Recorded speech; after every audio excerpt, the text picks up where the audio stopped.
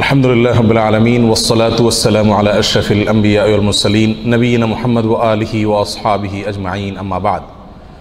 সমস্ত প্রশংসা মহান মালিক রব্বুল আলামিনের জন্য। দরুদ এবং সালাম নাজিল হোক তারই প্রেরিত রাসূল মুহাম্মদ মুস্তাফা সাল্লাল্লাহু আলাইহি ওয়াসাল্লাম তার প্রতি এবং তার আলো আসহাব সকলের প্রতি। সম্মানিত ভাই বন্ধুগণ, আজ আমরা আলোচনা করব ইনশাআল্লাহ বরকতের চাবিসমূহ বিষয়ে।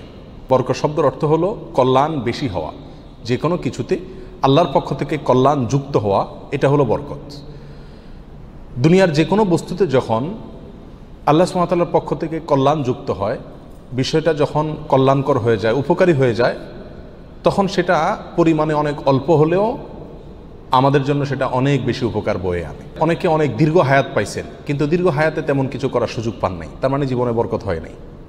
অনেকে প্রচুর পরিমাণ সম্পদ কামাই করেছেন, কিন্তু সেই সম্পদ থেকে কোনো হিসাব খুঁজে পাচ্ছেন না যে কোথায় কি করলেন, বরকত নাই। অনেকে দেখা যাচ্ছে যে অনেক কাজ করেছেন, কিন্তু ফলাফল দেখা যাচ্ছে খুব বেশি একটা দৃশ্যমান না, তার মানে বরকত নাই। এর বিপরীতে দেখা যায় একজন অল্প কামাই করছে, মাশাআল্লাহ, এর ভিতরে সে অনেক কিছু করে ফেলেছে। কারণ হলো তার এই কামাইতে কি ছিল? বরকত ছিল। এই কামাইতে আল্লাহ সুবহানাহু ওয়া তাআলার পক্ষ থেকে কল্যাণ ছিল।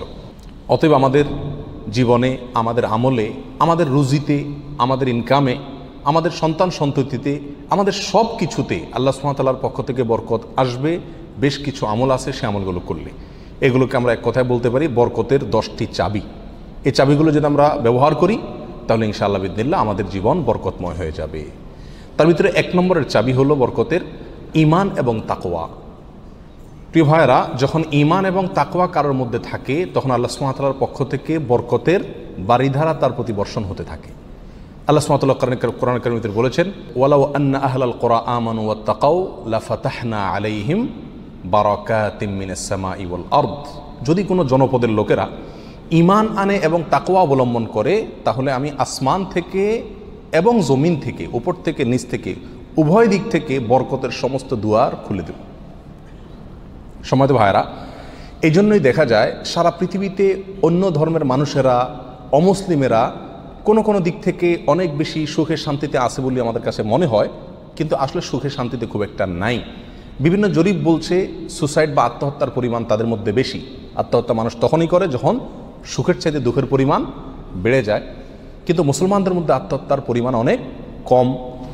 মুসলমানরা বেশিরভাগই গরিব, অভাবী, তারপরেও তাদের মধ্যে আত্মহত্যার পরিমাণ কম। এটা একটা আলামত যে তাদের জীবনে কি আছে? বরকত আছে। কারণ ঈমান সামান্য হলেও আছে। আর যার জীবনে ঈমান নাই, তাকে দেখবেন যে অনেক আট্টালিকাতে সে আছে, সুখে শান্তির অনেক উপকরণ তার কাছে আছে, কিন্তু আসলে সুখ শান্তিতে খুব একটা সে নাই। কারণ তার জীবনে কি নাই? বরকত নাই। এই জন্য কেউ যদি ঈমান আনে আর তাকওয়া অবলম্বন করে, এই দুটি জিনিস যদি কারোর ভিতরে থাকে, তাহলে আল্লাহ সুবহানাহু ওয়া তাআলার ওয়াদা হলো আসমান এবং জমিন থেকে বরকতের সমস্ত দুয়ারগুলো তার জন্য কি করে দেওয়া হবে? খুলে দেওয়া হবে। এই জন্য ভাই, ঈমানকে খালেস করতে হবে শিরক থেকে, কুফরি থেকে, নেফাকি থেকে। শিরক, কুফর, নেফাক, এগুলো থেকে ঈমানকে পরিচ্ছন্ন করতে হবে আর তাকওয়া অবলম্বন করতে হবে। তাকওয়া কি? তাকওয়া হলো আল্লাহর ভয়ে যে কোনো হারাম কাজ থেকে বেঁচে থাকা। আল্লাহর ভয়ে যদি আমি হারাম কাজ থেকে বেঁচে থাকার মানসিকতা আমার ভিতরে থাকে, যার ভিতরে যত বেশি থাকবে, আল্লাহ সুবহানাহু ওয়া তাআলা তার জীবনকে তত বেশি বরকতময় করে দিবেন। বরকতের 2 নম্বর চাবি হলো যে কোনো কাজের শুরুতে বিসমিল্লাহ বলা। যে কোনো কাজের শুরুতে কি করা? বিসমিল্লাহ বলা। নবী আলাইহিস সালাম বলেছেন, তোমাদের মধ্যে কেউ যখন খানা শুরু করে এবং সে যদি বিসমিল্লাহ বলে, তো শয়তান তার সাথে ওই খাবারে যোগ দিতে পারে না, ভাগ বসাতে পারে না। যেটুকু আছে সেটুকু তার জন্য কল্যাণ বয়ে আনে, কল্যাণ করা হয় খাবার। অনুরূপভাবে কেউ যদি বাসা বাড়িতে প্রবেশ করে, বিসমিল্লাহ বলে ঢুকে, তাহলে সেই ঢোকার সময় তার সাথে কি হতে পারে না? শয়তান যোগ দিতে পারে না। অনুরূপভাবে প্রত্যেকটা কাজে বান্দা যখন ভালো কাজে যখন বিসমিল্লাহ বলে শুরু করে, তখন শয়তান সে কাজে আর অংশগ্রহণ করতে পারে না। আর শয়তান যখন ইন্টারফেয়ার করতে পারে না, তাহলে আল্লাহ সুবহানাহু ওয়া তাআলার পক্ষ থেকে সেখানে বরকত আসা খুবই সহজ হয়ে যায়। এটাই স্বাভাবিক। অতএব বিসমিল্লাহর পরিমাণ বেশি বলা। 3 নম্বর বরকতের চাবি হলো ভাই কোরআনে কারিমের সাথে সম্পৃক্ততা বাড়ানো।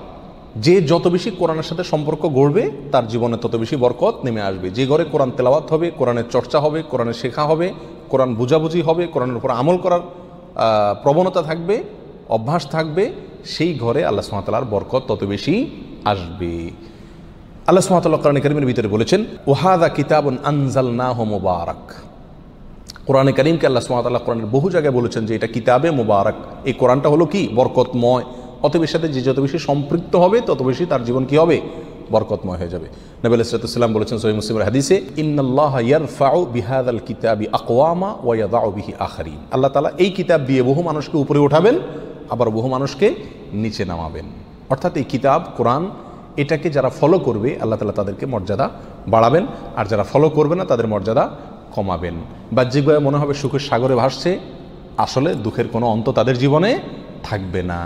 তাহলে বরকতের 3 নম্বর চাবি হলো কি, কোরআনের সাথে সম্পর্ক বেশি বেশি করা, কোরআন তেলাওয়াত করা, কোরআন বুঝা, কোরআন অনুযায়ী আমল করার চেষ্টা করা। যত বেশি যে করবে আল্লাহ তাআলা তার জীবনের প্রতিটা পদে পদে তত বেশি কি দিবেন, বরকত দান করবেন। বরকতের 4 নম্বর যে চাবি আছে সেটা হলো ভাই সাদাকা করা, দান করা। কি করা? দান করা, সাদাকা করা। সাদাকা এবং দান করলে বহু হাদিস থেকে বোঝা যায়, জানা যায় যে বিপদ আপদ দূর হয়ে যায়।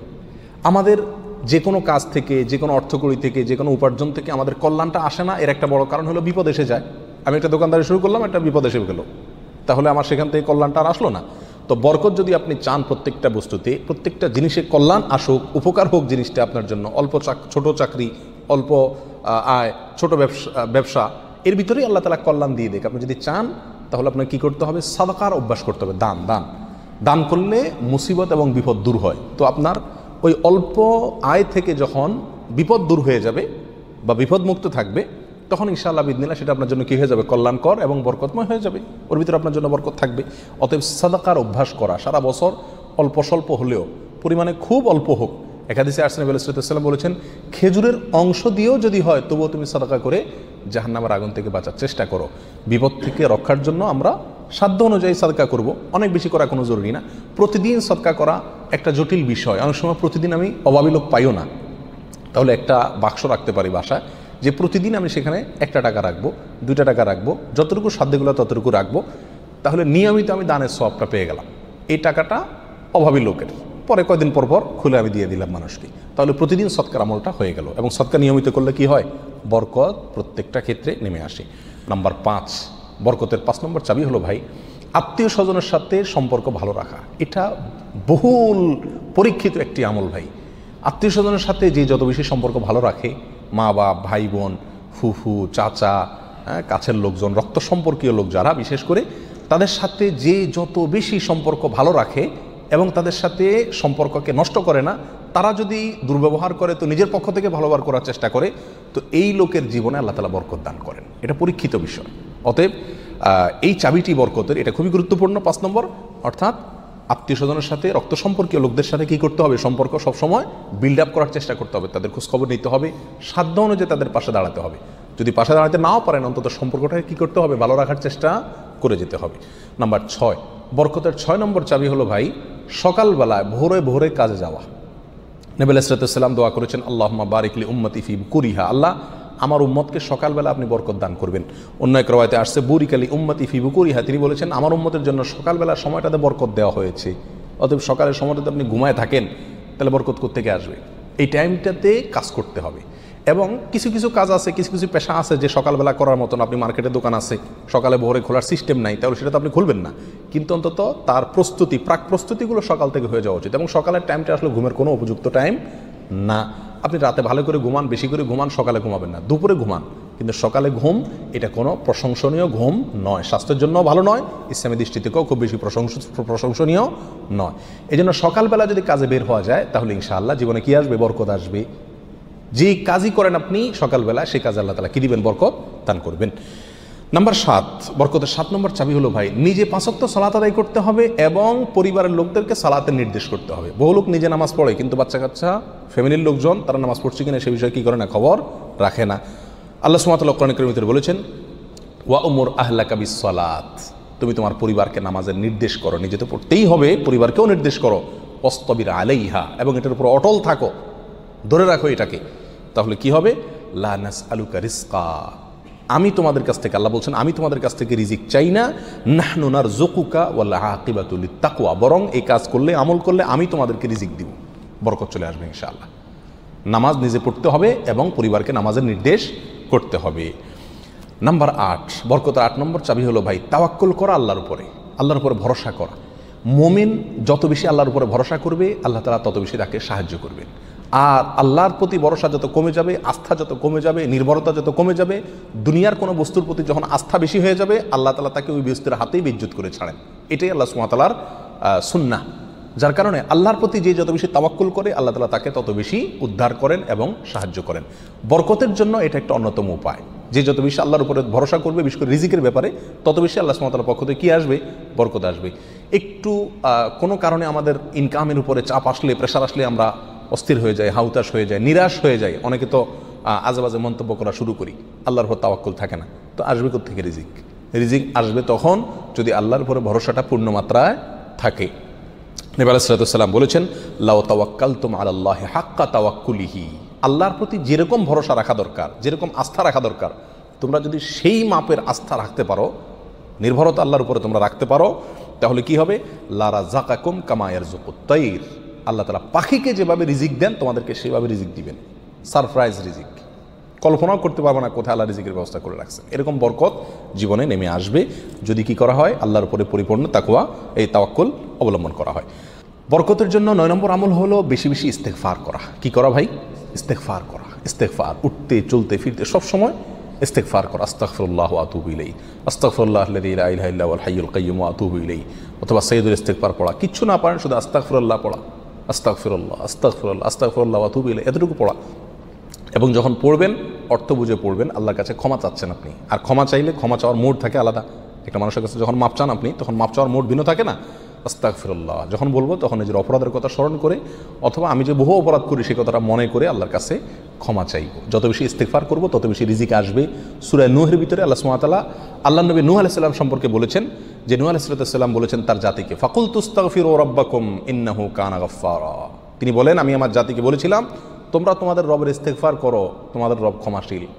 তাহলে কি হবে? ইস্তেগফার করলে 1 নম্বরে তিনি ক্ষমা করবেন, তারপরে ওয়ায়ুমদিদুকুম বিআমওয়ালিন ওয়া বানিন ওয়া ইয়াজআল লাকুম জান্নাতিন ওয়া ইয়াজআল লাকুম আনহারা।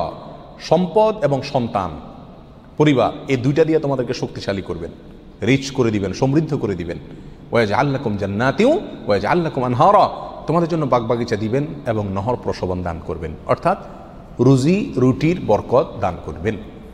সম্মানিত ভাই বন্ধুগণ, তাহলে ইস্তেগফার করলে রুটি রুজির বরকত হয়, সম্পদে আপনার বরকত হয়, সন্তানে বরকত হয়, পরিবারে বরকত হয়। অতএব ইস্তেগফার বেশি বেশি করতে থাকতে হবে। নবী আলাইহিস সালাম বলেছেন, মাল্লাজিম আল ইস্তেগফার, যে ব্যক্তি ইস্তেগফারকে ধরে রাখবে, সবসময় নিয়মিত ইস্তেগফার করবে, জাআলাল্লাহু মিন কুল্লি যিকিন মাখরাজা, সকল কঠিন মুহূর্ত থেকে বের হওয়ার জন্য আল্লাহ তাআলা তাকে পথ দেখাই দিবেন।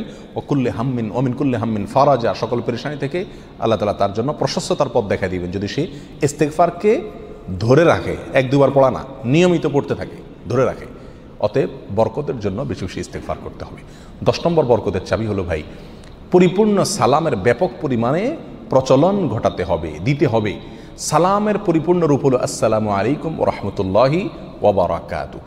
এখানে আমরা সবাই জানি দোয়া করা হয়, আপনার প্রতি শান্তি বর্ষিত হোক, আল্লাহর রহমত বর্ষিত হোক এবং আল্লাহর বরকত নাজিল হোক আপনার প্রতি। তাহলে আপনি যখন কারোর প্রতি সালাম দিচ্ছেন, পূর্ণাঙ্গ সালাম, আসসালামু আলাইকুম ওয়া রাহমাতুল্লাহি ওয়া বারাকাতুহু, তার মানে আপনি কেমন যেন তার জন্য বরকতের দোয়া করছেন, শান্তির দোয়া করছেন। আর হাদিসে আসছে, কোনো মুসলিমের জন্য যদি আপনি বরকতের দোয়া করেন বা যে কোনো দোয়া করেন, তো ফেরেশতা আপনার জন্য দোয়া করে আল্লাহ এই বান্দাকেও আপনি দান করেন। তাছাড়া যাকে সালাম দিবেন তিনিও জবাব দিবেন। আপনি যেহেতু অবারাকাতু পর্যন্ত পড়বেন, তার জন্য উচিত হবে অবারাকাতু পর্যন্ত দেওয়া। সালাম যতটুকু দেওয়া হয় পরিপূর্ণ কমপক্ষে অতটুকু দিতে হয়। অতএব যত বেশি সালাম দেওয়া হবে তত বেশি ফেরেশতা আমার জন্য বরকতের দোয়া করবে, আর যাকে সালাম দিচ্ছি তিনিও করবেন। তাহলে সালামের প্রচলন ব্যাপক পরিমাণে যদি করতে পারি, তাহলে আমাদের জীবনে কি আসবে ভাই? বরকত নেমে আসবে। আর আগেই বলেছি, বরকতের অল্প বেবরকতের বহুর চাইতে উত্তম এবং শ্রেষ্ঠ। আল্লাহ তাআলা আমাদেরকে বরকতের সম্পদ দান করুক। অধিক সম্পদ নয়, বরকতের সম্পদ। আল্লাহ তাআলা আমাদের বরকতের সন্তান দান করুক। অধিক সন্তান নয়, বরকতের সন্তান। কল্যাণ যে সন্তানে আছে সেখানে অনেক বেশি হলো, কিন্তু কল্যাণ তার ভিতরে নাই, উপকারটা নাই, তাহলে এই বেশির কোনো লাভ হলো না। আল্লাহ তাআলা আমাদের গোটা জীবনকে, আমাদের উপার্জনকে, আমাদের সম্পদকে, আমাদের নেক আমলকে, আমাদের সন্তান সন্ততিকে, আমাদের পরিবারকে, পরিজনকে, আমাদের চিন্তা চেতনাকে, আমাদের সব কিছুকে আল্লাহ সুবহানাহু ওয়া তাআলা বরকতময় করে দিন। সব কিছুতে আল্লাহ তাআলা কল্যাণ এবং উপকারিতা প্রচুর পরিমাণে বৃদ্ধি করে দিন। জাযাকুমুল্লাহ ওয়া আখিরু দাওয়ানা আলহামদুলিল্লাহি রাব্বিল আলামিন।